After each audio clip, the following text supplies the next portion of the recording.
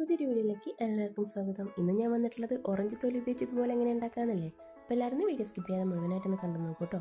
ഒരു അടിപൊളി ഒരു ഐറ്റമാണ്, ഞാൻ വെറുതെ പറയുന്നതല്ല. ഞാനിതുപോലെ ഉപയോഗിച്ച് നോക്കിയിട്ട് എനിക്ക് റിസൾട്ട് കിട്ടിയതും കൂടിയാണ്. അപ്പോൾ തെളിവ് സഹിതം ഞാൻ ഈ വീഡിയോയിൽ കൊടുത്തിട്ടുണ്ട്. അപ്പോൾ എല്ലാവരും സ്കിപ്പ് ചെയ്യാതെ മുഴുവനായിട്ടൊന്ന് കണ്ടു നോക്കൂ കേട്ടോ. ഈ വീഡിയോ അവസാനം വരെ കണ്ടാലേ നിങ്ങൾക്ക് മനസ്സിലാവുള്ളൂ. അപ്പോൾ എല്ലാവരും വീഡിയോ കണ്ടു നോക്കും.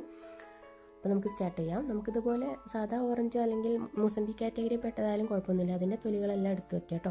അപ്പോൾ കൂടുതൽ ആയാലും കുഴപ്പമൊന്നുമില്ല, നമുക്ക് ഫ്രിഡ്ജിൽ ഒരു കവറിലിട്ടിട്ട് സൂക്ഷിച്ച് വെച്ചാലും കുഴപ്പമൊന്നുമില്ല. ഇനി നമുക്ക് എങ്ങനെ ഉണ്ടാക്കാൻ നോക്കാം. നമ്മളിത് രാത്രിയിലാട്ടോ ഉണ്ടാക്കേണ്ടത്. അപ്പോൾ ഇതുപോലെ ഞാനൊരു 3-4 ദിവസത്തെ തൊലിയാണ് എടുത്ത് വെച്ചിട്ടുണ്ടായിരുന്നത്. ഇനി നമുക്ക് ഒരു മിക്സിയുടെ ജാറിലേക്ക് വെള്ളം കൂട്ടാതെ ഇതുപോലെ ഒന്ന് അരച്ചെടുക്കാം. അപ്പോൾ അതിനുശേഷം നമ്മളൊരു ബൗളിലേക്ക് മാറ്റി കൊടുക്കാം കേട്ടോ. അപ്പോൾ ഇനി എല്ലാം ഒന്ന് അടിച്ചെടുത്തിട്ട് വരാം കേട്ടോ. എല്ലാം അടിച്ചതിന് ശേഷം നമുക്കിനി ഇതിലേക്ക് ചേർത്ത് കൊടുക്കാനുള്ളത് വിനാഗിരിയാണ്. അപ്പോൾ ഇത് മുങ്ങുന്ന വിധത്തിൽ വിനാഗിരി ചേർത്ത് കൊടുക്കുക. ഇത്രയൊക്കെ ഉള്ളൂ. ഇനി നമുക്ക് മൂടി വെച്ചിട്ട് ഒരു ഓവർനൈറ്റ് മാറ്റി വയ്ക്കാം. പിന്നെ അത് രാവിലെ തുറന്ന് നോക്കുമ്പോൾ ഇതുപോലെ ഉണ്ടാവും. ഇനി ഇത് മിക്സിയിലിട്ട് നന്നായിട്ടൊന്ന് അരച്ചെടുക്കുക കേട്ടോ. അപ്പോൾ അത് ഞാൻ കാണിച്ചിട്ടില്ല. പിന്നെ അതിനുശേഷം നമുക്ക് ഒരു കോട്ടൺ തുണിയോ അല്ലെങ്കിൽ ഇതുപോലെ ഒരു അരിപ്പ വെച്ചിട്ട് നന്നായിട്ടൊന്ന് പിഴിഞ്ഞെടുക്കുക. നന്നായിട്ട് പിഴിഞ്ഞെടുക്കണം. പിഴിഞ്ഞെടുത്തതിന് ശേഷം നമുക്ക് ഇതുപോലെ കിട്ടും കേട്ടോ. നല്ല തെളിഞ്ഞ് ഇതുപോലെ കിട്ടും. ഇതുപോലെ കിട്ടിയിട്ടുണ്ട്. എനിക്ക് ഇത്രേ കിട്ടിയിട്ടുള്ളത്. ഇനി നമുക്കിതിലേക്ക് ഒരു ഐറ്റം കൂടി ചേർക്കാനുണ്ട്. ബേക്കിംഗ് സോഡയാണ്. ബേക്കിംഗ് സോഡയോ ബേക്കിംഗ് പൗഡർ ചേർക്കാൻ, ഞാനിവിടെ ബേക്കിംഗ് സോഡയാണ് ചേർത്തിട്ടുള്ളത്. 1/2 ടീസ്പൂൺ വീതം നമുക്കിതിലേക്ക് ചേർത്ത് കൊടുക്കാവുന്നതാണ്.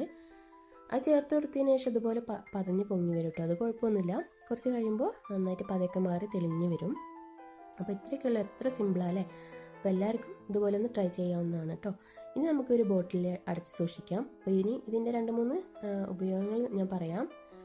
നമ്മൾ വാഷ് ബേസിന്, സിങ്ക്, അതുപോലെ തന്നെ നമ്മളെ തറ തുടയ്ക്കാൻ, കൗണ്ടർ ടോപ്പ് തുടയ്ക്കാൻ, നമ്മളെ ഡൈനിങ് ടേബിൾ തുടയ്ക്കാൻ, അതുപോലെ തന്നെ സ്വിച്ച് ബോർഡും മിക്സിയും ഒക്കെ നമുക്ക് ക്ലീൻ ചെയ്യാവുന്നതാണ്. ഞാനിവിടെ വീഡിയോ കൊടുത്തിട്ടുണ്ട് കേട്ടോ, എങ്ങനെയാണ് നമ്മൾ കറ കളയുന്നത് എന്നുള്ളത്. അതും കൂടി കണ്ടിട്ട് വരും. പിന്നെ ഇതുകൊണ്ടുള്ളൊരു ഉപയോഗം എന്ന് പറയുമ്പോൾ നമ്മളെ മീനൊക്കെ മുറിച്ചതിൻ്റെ സ്മെല്ലുണ്ടാവുമല്ലോ, അത് നമുക്ക് സിങ്കിൽ നിന്ന് മാറ്റാനും, പിന്നെ നമ്മളെ കയ്യിലും ഉണ്ടാവുമല്ലോ ബാഡ് സ്മെല്ലൊക്കെ, അത് മാറ്റാനൊക്കെ നല്ലൊരു എഫക്റ്റീവായിട്ടുള്ളൊരു ലിക്വിഡാണ്. അപ്പോൾ നമുക്ക് ലിക്വിഡോ റൂം ഫ്രഷ്നറോ നമുക്ക് ക്ലീനറോ എന്ത് വേണമെങ്കിലും പറയാം കേട്ടോ. അപ്പോൾ ഇത്രയൊക്കെയുള്ള വീഡിയോ ഇഷ്ടമായ ലൈക്ക് ചെയ്യുക, ഷെയർ ചെയ്യുക, സബ്സ്ക്രൈബ് ചെയ്യുക, കമൻറ്റ് ചെയ്യുക. നെക്സ്റ്റ് വീഡിയോ കാണാം. ബൈ.